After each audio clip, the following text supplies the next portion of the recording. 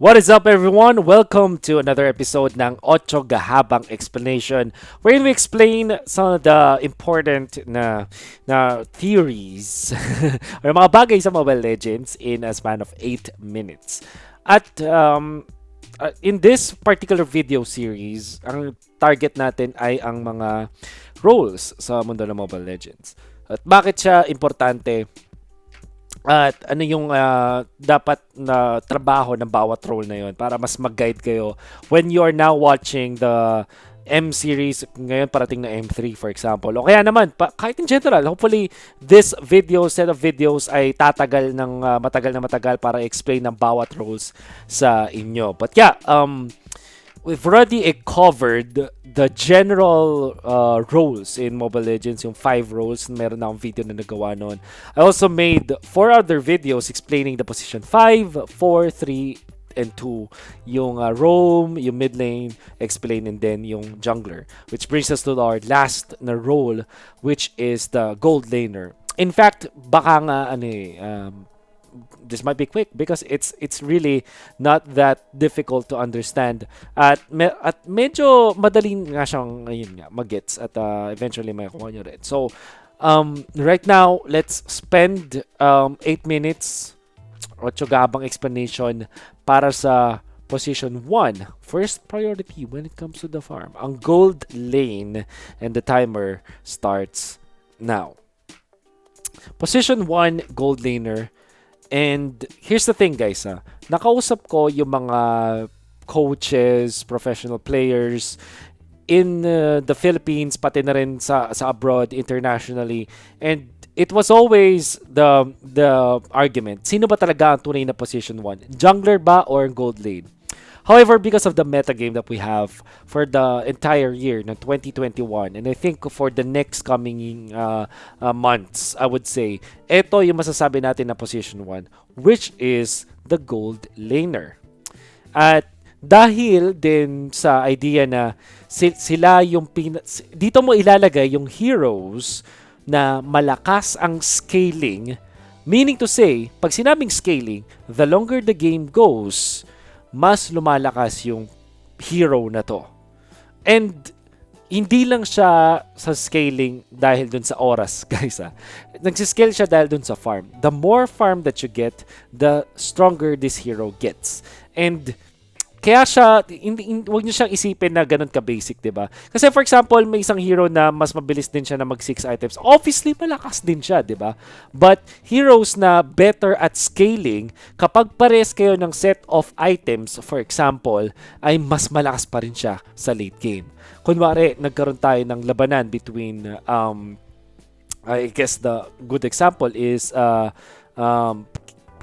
Lancelot versus the Ling. Sa late game, pag nagsuntukan sila, dahil sa skill set na meron ng isang Ling, mas magandang scaling niya.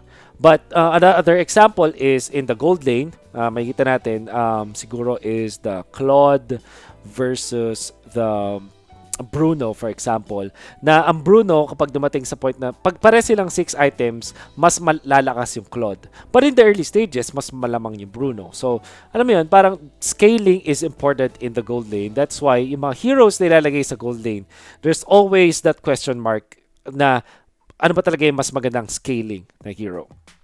And generally, yung mga heroes na maganda yung scaling ay mahina sila sa early stages. That's sometimes heroes na hindi naman ganoon kaganda yung scaling ay malakas sa early stages. So that's always the question when we're talking about the gold laner. All right. So now sa gold lane, because of the existence of the gold lane or yung gold na extra siege minion, they get more farm.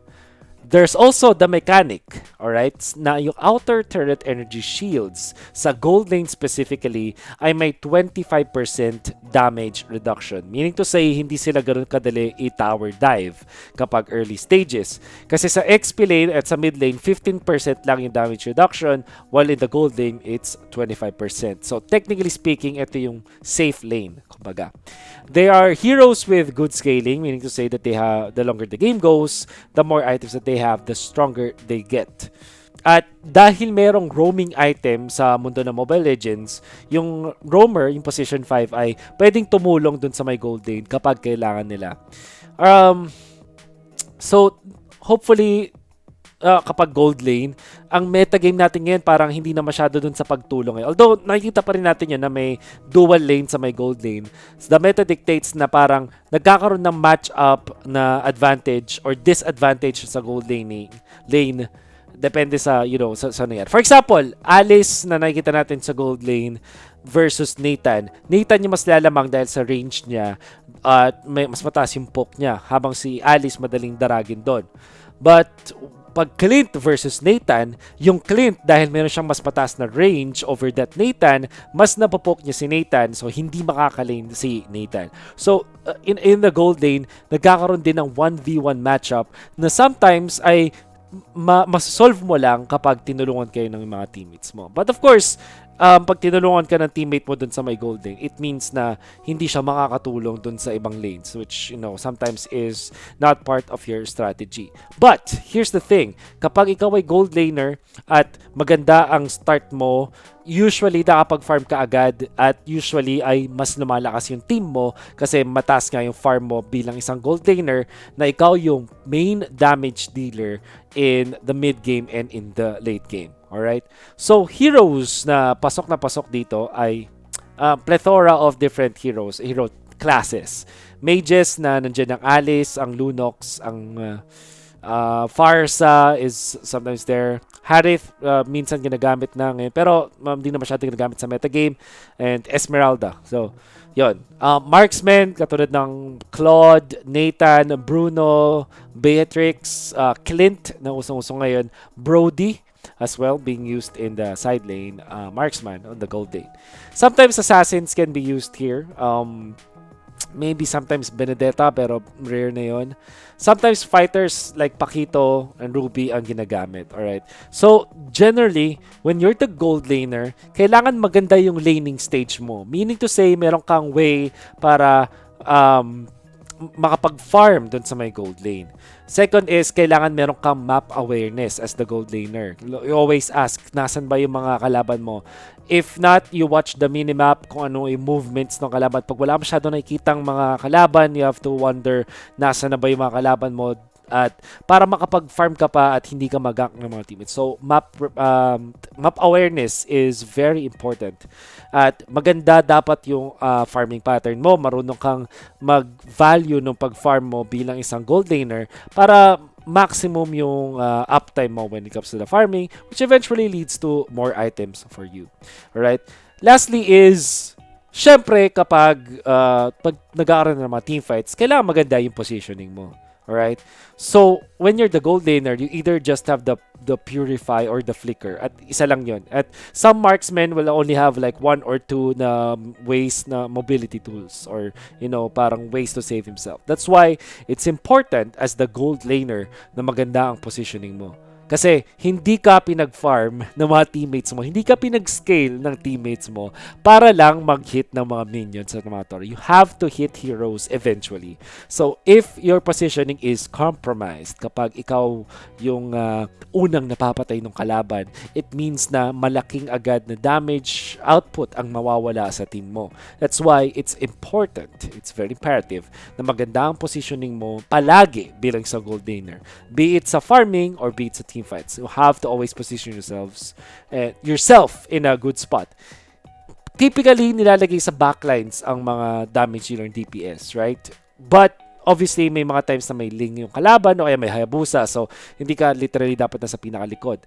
Hindi naman din pwedeng nasa sobrang likod ka kasi hindi ka makakahit. Pag nasa likod na likod ka kasi, yung tank lang yung maatake mo na pumapronta sa kalaban, right? So, the formation is also very important. So, where you position yourself in a team fight, yun yung pinaka-importante sa isang gold laner. So, those are your main tasks, right? Farm sa gold lane, have a good laning, have good map awareness, and in the mid-game and the late stages of the game, kailangan mong mag-deal ng damage. And the only way for you to deal damage is to position yourself properly. That is the gold lane. Sakto time natin. That's 8 minutes explaining the gold lane and hopefully you learned something from that.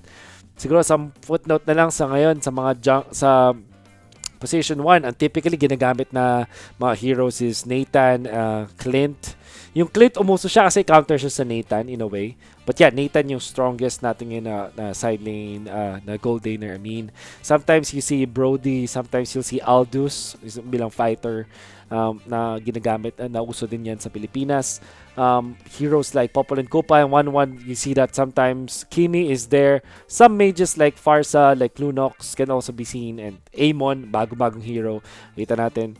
Sometimes may mga Lapu-Lapu, Ruby, or Cho na makita natin sa lane na to, but typically, heroes that have good scaling, ito yung makikita mo sa gold lane.